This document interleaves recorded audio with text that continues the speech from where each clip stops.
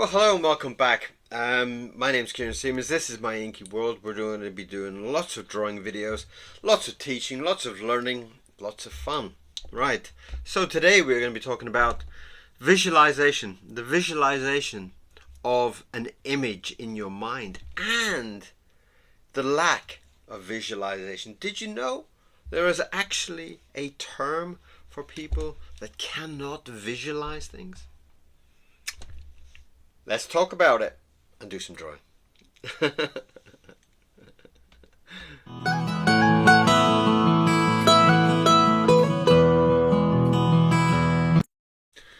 Okay, so today we're going to be talking about the visualization of something that you're about to draw and the lack of it. And there is a term for somebody who cannot visualize an image, and it's called aphantasia. Aphantasia is the lack of having an image of something, a duck. You cannot visualize a duck. And in most cases, people actually use words in their description. Maybe yellow, maybe pear-shaped, maybe a duck, maybe a bill, like so they kind of piece together it in that kind of visualization. And it's called aphantasia. And I have met people before that seem to have a blankness to their mind when they're working, and I seem to be the opposite. I seem to have like if somebody said, "Can you illustrate something?" Maybe a donkey riding a motorcycle. I seem to have a flash image of that particular thing. I would have a picture of a style of motorcycle, a image of a donkey, maybe with a helmet, and so the visualization of something like that is quite a powerful talent, really, or an asset in my job. So I wonder what kind of situation you are as somebody who comes to a channel like this one. Can you kind of visualize what I'm putting together? Can you kind of see something or kind of like with the Inktober thing? Can you kind of see a vision when you hear a word? I would really be very, very curious to see who has this type of approach. I do know people that have this type of blankness. This type of struggle to come up with an image. So I thought I would play around with a simple image and see how you would deal with it. So try to get your paper, try to get something and visualize an image, and let's see how varied your mind is. And let's start with something very, very simple, like a fish. A simple fish, and see what your mind is giving you when I say the word fish. Can you actually visualize a fish? Can you visualize the color of a fish? Can you visualize the fins and the eyes and the whole overall shape? Is it a skinny fish? Is it fat? So maybe I'll draw a fish. Maybe I'll draw some kind of cartoon fish, and we'll have a look and see where it takes us. Today I'm actually just found this. It's if you can see by the, can I get a good image of it? If you can see, it's got tiny little cuts on the side, so it's a flexi nib. There you go, you can see it quite clear there. It's kind of got these tiny little cuts on the side, and that gives it more flex, and it's called a flexi nib. I don't really feel it gives me that much more flex than what I do usually. The kind of I'm quite forceful with my image. I'm quite forceful with my brushes. Let's find a nice big brush.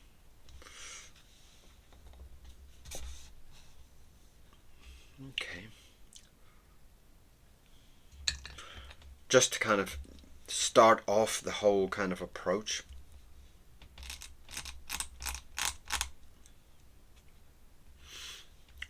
And why I'm trying to to see this is try to build up a. If you choose something like a fish, then there is a very easy way to draw lots of different fish, without getting too complicated into your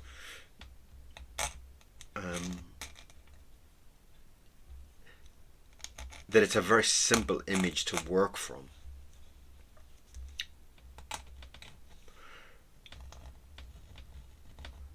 But I wonder how people, if you are one of those kind of aphantasia people, I would love to hear from you. I would love to know how you deal with your artwork.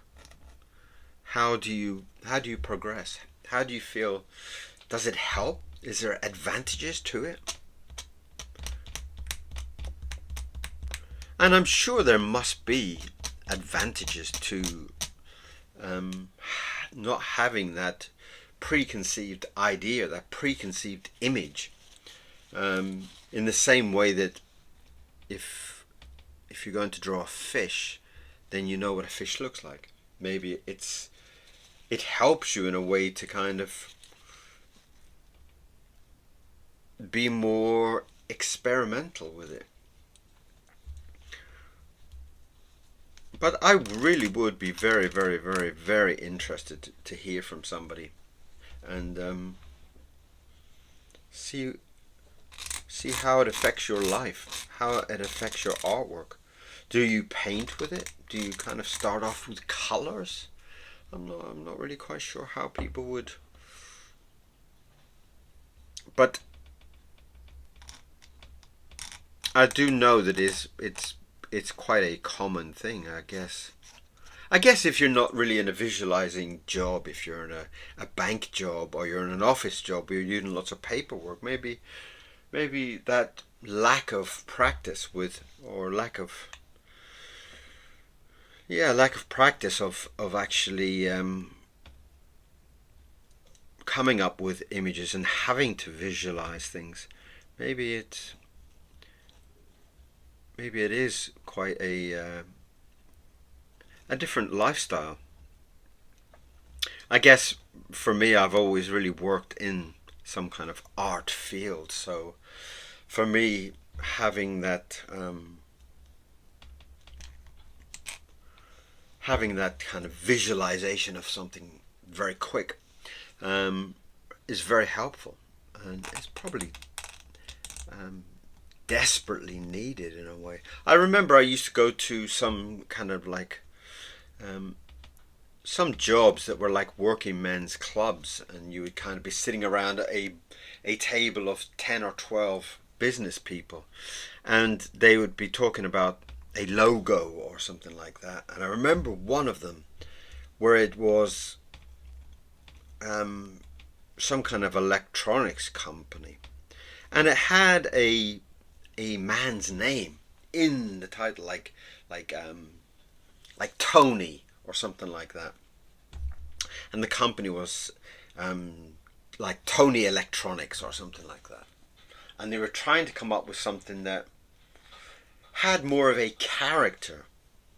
And one of my jobs at the time was to come up with a character for this logo that would be like what would be a good example? Michelin, the Michelin Man. You know, remember the guy that was kind of made out of white tires, something like that. And so I had to come up with this kind of robot. Well, I came up with this kind of robot character, and we called him Tony. And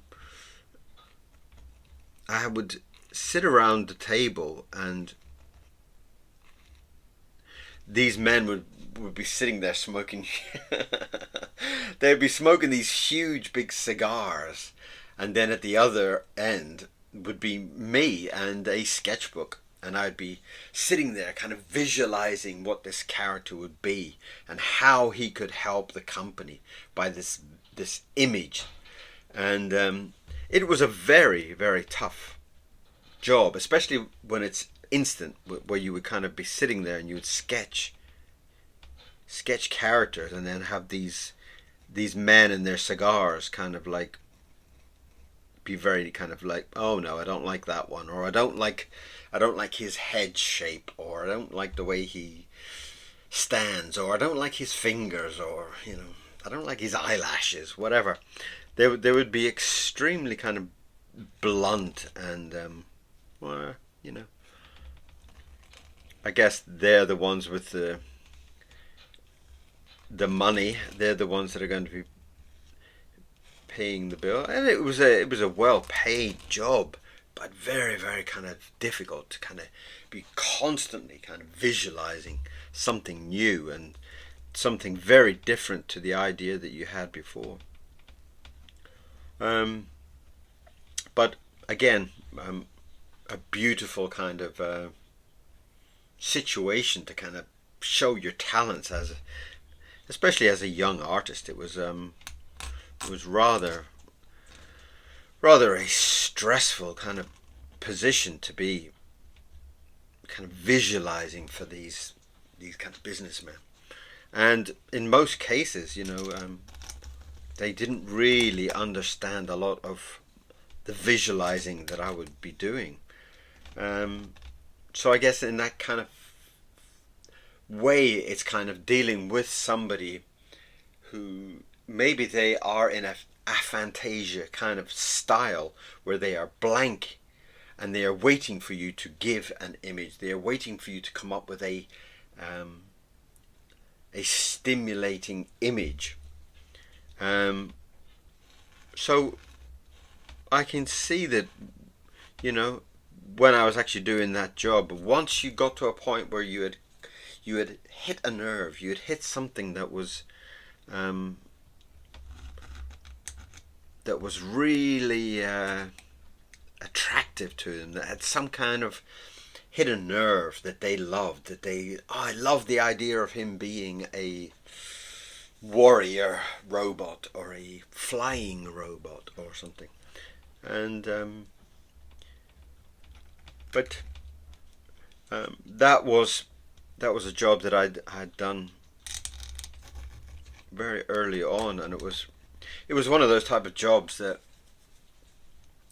was paying very well, but in a stressful kind of situation.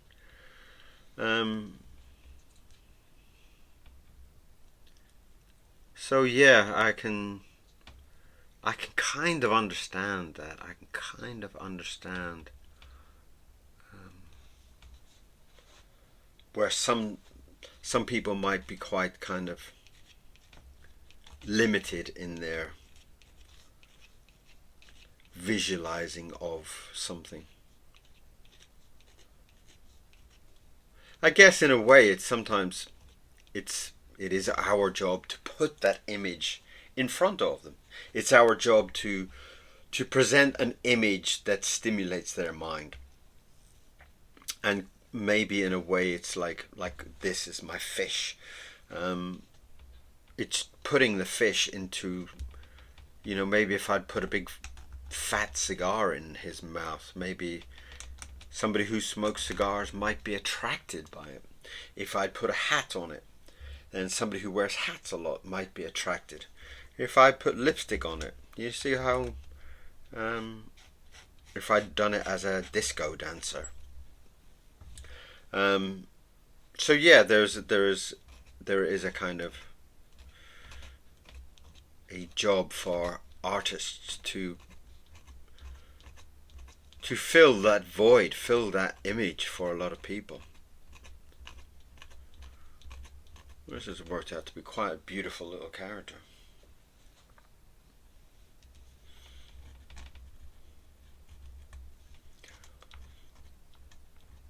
Fish and birds are kind of like a free-for-all.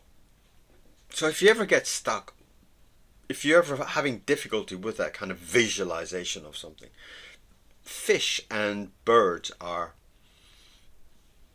I mean, you can draw a bird and people wouldn't really know if it was a real bird or not a real bird. Same with fish. There's so many different types of fish that you can kind of, I could draw this and say, well, it's the Norwegian stickleback, and then you go, oh, really? Yeah, So you kind of have that kind of freedom a little bit, and that's quite a beautiful extra to have with some. Whereas if you're kind of drawing a panther, it would have to be a tiger or a black panther or something like along that kind of.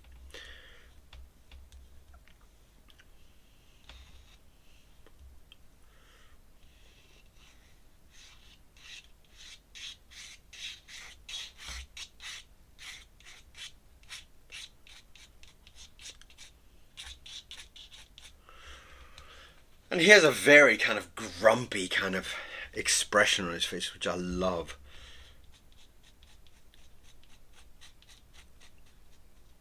Again, one of the beautiful things about being an illustrator is to build that up, build what type of character it is. If it's a fish, is it a fat fish? Is it a thin fish? Is it one with long fins? Is it a happy one? Is it a grumpy one? Is it an angry one? Is it a dangerous one? And those type of elements help us a lot. So if you are getting to the point where you have to actually draw some kind of fish or cat or bird or whatever, try to think about it as a character, you know. Maybe you can kind of step forward into your situation of drawing and think of it's a happy fish that has missing teeth, or some kind of more than just fish. So it might help you kind of with your visualization. And again, if you're maybe if you are aphantasious, maybe if you are that kind of, I don't know whether it's lucky or unlucky, since I would love to hear from people that are in that situation. But maybe it would help you also by saying, I'm going to draw a very fat fish with one tooth, and he has very long fins. He's got one eye. And I guess by adding those extra dimensions to it, it would give you much more to play with in your visualization. It might help you a lot by simply having that extra dimensions to think about. So if you are an aphantasious person, try that and tell me if it helps you. That you are actually thinking of a fish that looks like John Travolta from Grease, and maybe he has that kind of quiff that John Travolta's got, and maybe this fish has a white suit, and maybe, you know, and it might give you that extra bit of excitement to your artwork.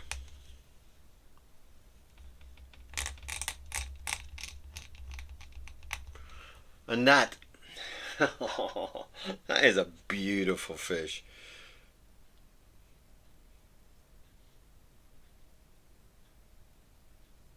I do like him. Now, when I was doing that at the beginning, I had this kind of point to it, and I was like, can I draw a fish with a very large head? So I was a little bit kind of unsure there at the beginning, but I think it actually worked out to be really quite beautiful. I'm really pleased with that one.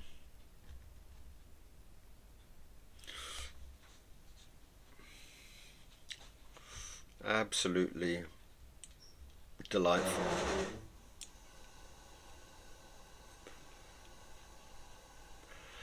So do have a try and draw a fish today. Try to visualize it in your mind and tell me how you get on. How is the visualization? And does having those extra dimensions of description help putting your character together? Another dimension to your character is about shape. What kind of shape is your fish? Is it a kind of diamond shaped? Is it a very long sausage shape? and that will also give you a lot to play with.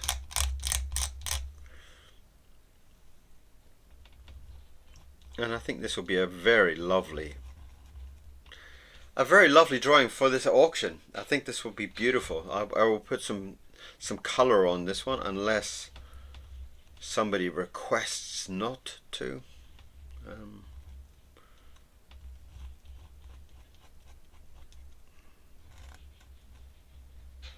But this week will be for you. This week will be for you to ask for me to draw things. Give me some kind of request, and then possibly at the end of the week, I will start to put some up and see what kind of interest we have. If there's no interest, I won't do any more. But if there's a strong interest in what we are doing, I would love to do more. It's also a nice way to see people, for people to kind of see me putting the drawing together, and then to have it framed up on your wall. These are lovely little A4s at the moment, and I'm doing some, as requested, I'm doing some small ones as well. I'm doing some little A5s, which are tiny little things, about the same size as my head. So the A4 is a little bit easier, but I would love to get some thoughts from you. I'd love to get some feedback. I'd love to hear from what you feel about with this auction coming up. And if you do want a couple of more fish, I can put another couple of fish together. Or if you want some more of the exotic birds, I can do that also. But do let me know, and we will put those together. Thank you very much for watching, and do send me a comment, do subscribe, and I will see you back for some more drawing very, very soon. Have a wonderful day, keep drawing, and I'll see you soon. Alright, bye bye.